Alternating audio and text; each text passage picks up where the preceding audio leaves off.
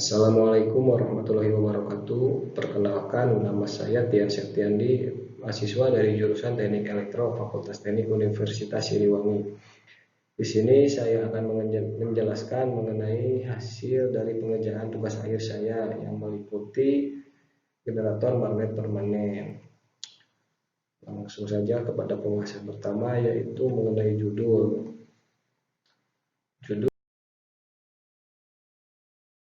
Yang saya buat dalam pengerjaan tugas akhir ini yaitu berupa desain dan implementasi generator flux radial menggunakan magnet permanen tipe neodymium atau NdFeB.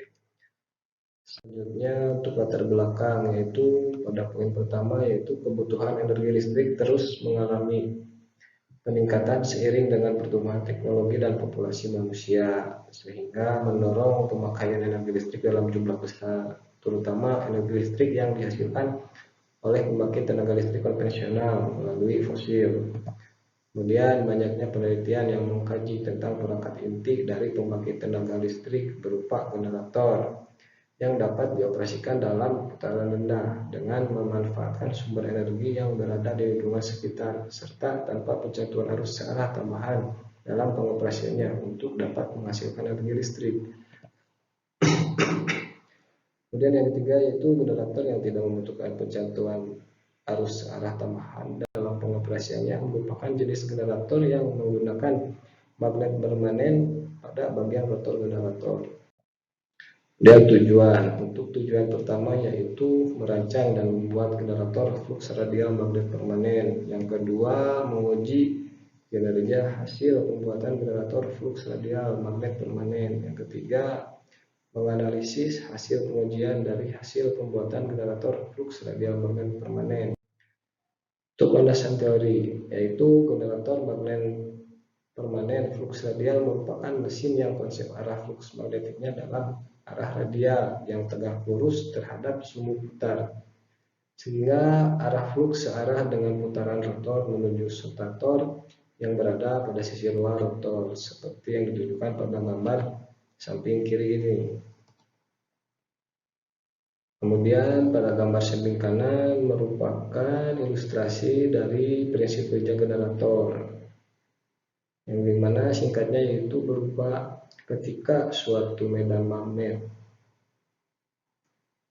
menghampiri suatu kumparan ataupun sebaliknya, maka dalam kumparan tersebut akan menimbulkan gaya gerak listrik induksi yang lebih seperti itu untuk dari prinsip kerja generator magnet permanen.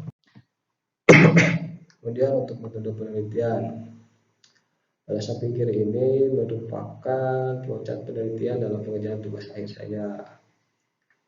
Bisa kita lihat. Kemudian pada samping kanan ini menunjukkan blok diagram proses pembuatan generator tersebut.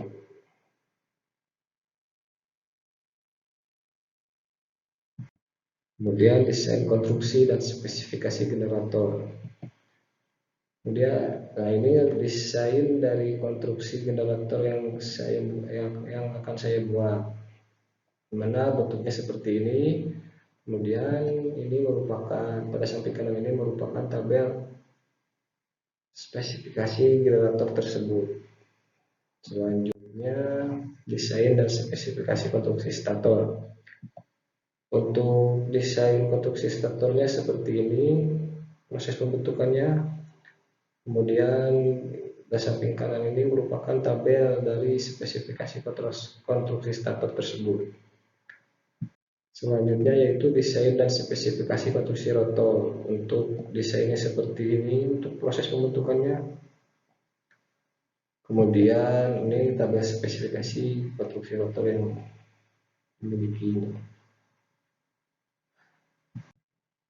mekanik generator.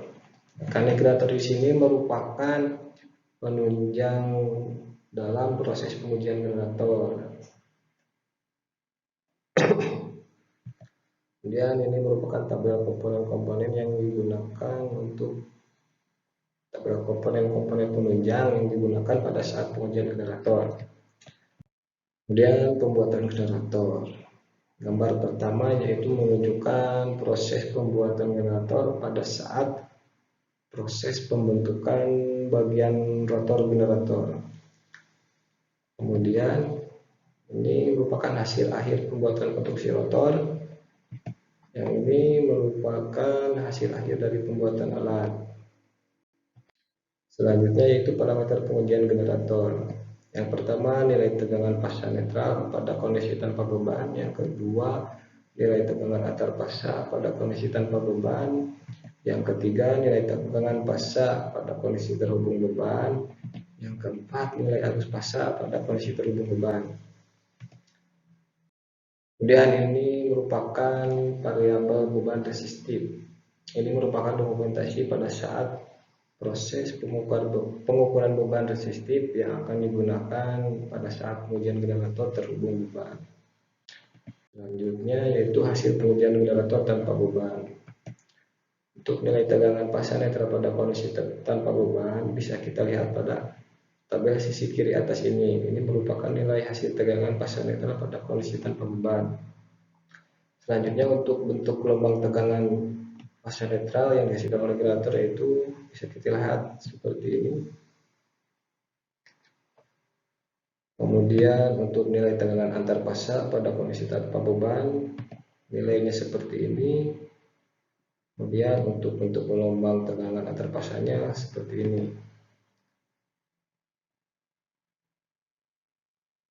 Selanjutnya yaitu hasil pengujian generator terhubung beban.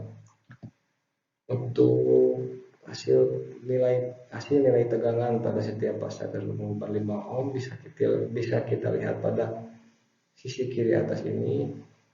Kemudian untuk gelombang yang dihasilkannya seperti ini.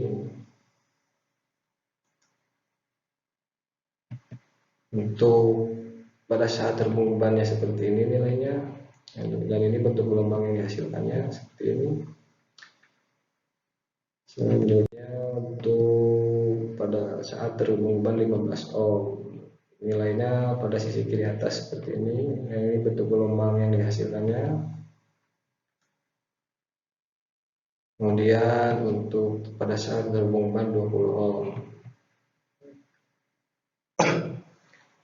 Kemudian ini bentuk gelombang yang dihasilkan pada saat terhubung beban 20 ohm.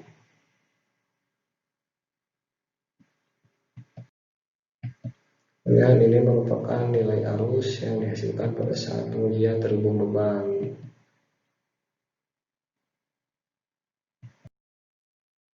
Nah, ini merupakan hasil pengukuran tegangan dan arus pada motor pada saat kondisi generator terhubung beban. Nilai pengukurannya seperti ini. Nilai hasil pengukuran tegangannya seperti ini. Dan untuk arusnya seperti ini. Kemudian analisis data hasil pengujian. Untuk daya masukan yang diterima generator yaitu seperti ini. Kemudian untuk daya keluaran yang dihasilkan generator tersebut seperti ini. Yang kemudian untuk nilai efisiensinya seperti ini. Dan yang terakhir yaitu nilai regulasi tegangan pada setiap pasca. Pada salah satu pascanya yaitu pasca U, itu seperti ini hasilnya. Kemudian ini merupakan video singkat pada saat generator beroperasi, kemudian diatur pada saat kecepatan rotor 100 rpm.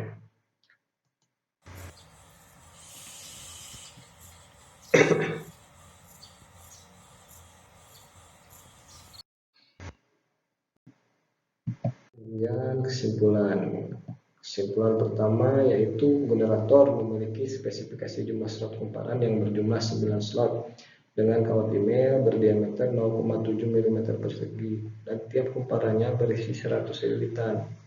Kutub magnet yang berjumlah 12 buah dengan jenis magnet neodymium.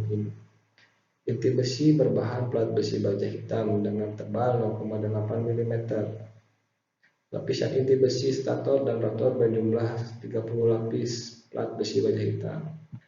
Yang kedua, nilai parameter tertinggi yang dihasilkan pada setiap pengujian berada di kecepatan putar 1000 rpm Dalam kondisi tanpa beban, generator menghasilkan tegangan sebesar 6,895 volt di fase W.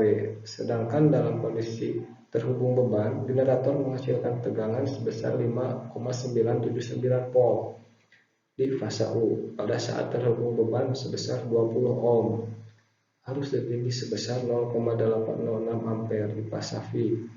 Pada saat terhubung beban 5 ohm. Pada saat pengujian generator, dalam kondisi terhubung beban, generator menerima daya masukan sebesar 188 watt. Kemudian daya keluaran yang didapatkan sebesar 9,75 watt.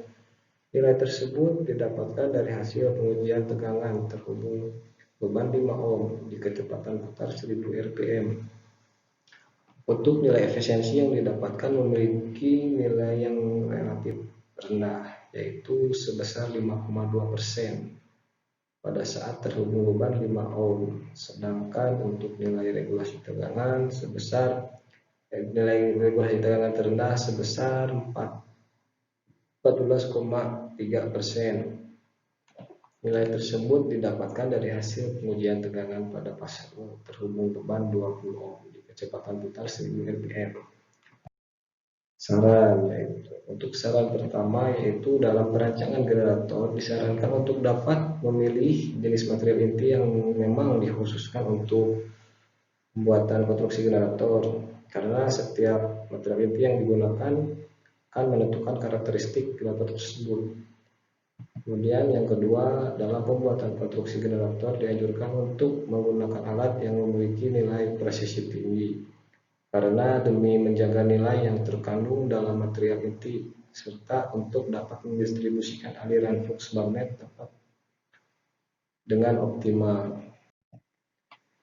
Demikian yang bisa saya sampaikan dalam penjelasan mengenai hasil pengerjaan tugas akhir saya, dan mohon maaf bila ada tutur kata yang kurang berkenan mengenai penjelasan tadi. Lebihnya mohon maaf dan semoga bermanfaat.